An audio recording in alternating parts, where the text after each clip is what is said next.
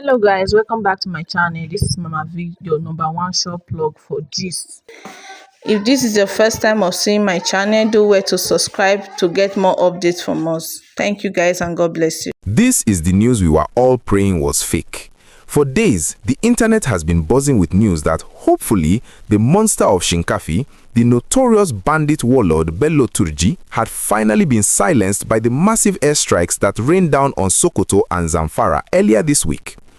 We saw the reports of camps being destroyed, we heard the military assurances, and for a brief moment, the people of the Northwest dared to hope. But today, that hope has been brutally crushed.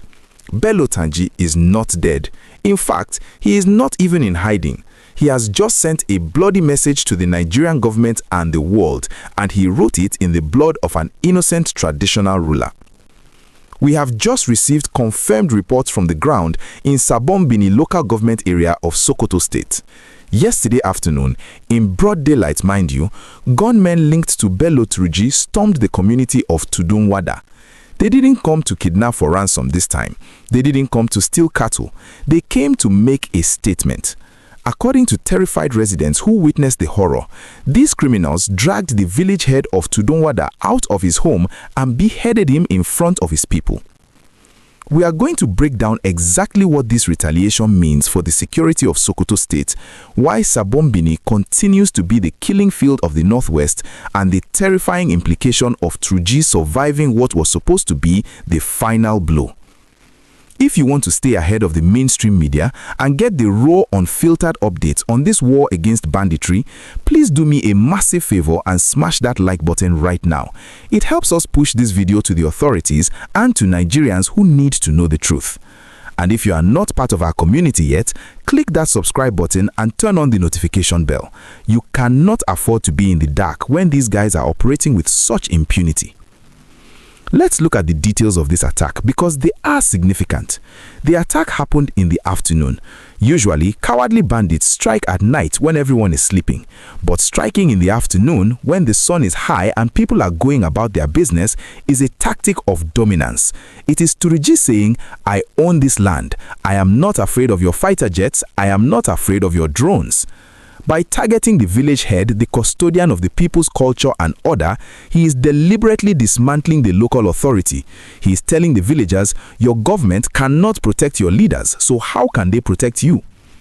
Sabombini has been bleeding for years.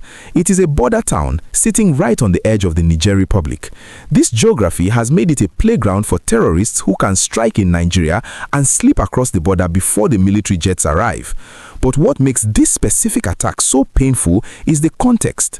Just days ago, we were told that the Trump-sanctioned airstrikes and the Nigerian Air Force bombardments had decimated Turji's camp. We saw videos of explosions. We heard that his generals were killed. So how is it possible that less than 48 hours later, his men are comfortable enough to ride into Tudunwada on motorcycles and conduct a public execution? There are two frightening possibilities here. One, the airstrikes missed the main target, and this is Turji's way of mocking the intelligence reports. Two, these gunmen are acting on standing orders to unleash hell if their camps are attacked. This is what security experts call a sleeper cell retaliation. When the head of the snake is threatened, the tail lashes out. And unfortunately, it is the poor villagers of Tudunwada who are feeling the sting. The fear in rural Sokoto right now is palpable. I have spoken to sources in Isa and Goronyo, neighboring areas, and they tell me people are packing their bags. They are not waiting for the government to issue a statement. They are fleeing to the state capital or crossing into Niger Republic. They know that when Turji gets angry, he doesn't stop at one village. The beheading of the village head is likely just the opening act of a new campaign of terror designed to force the government to back off. This brings us to the issue of security gaps. How does a convoy of bandits ride into a village in a local government that is supposedly under special military focus without being intercepted?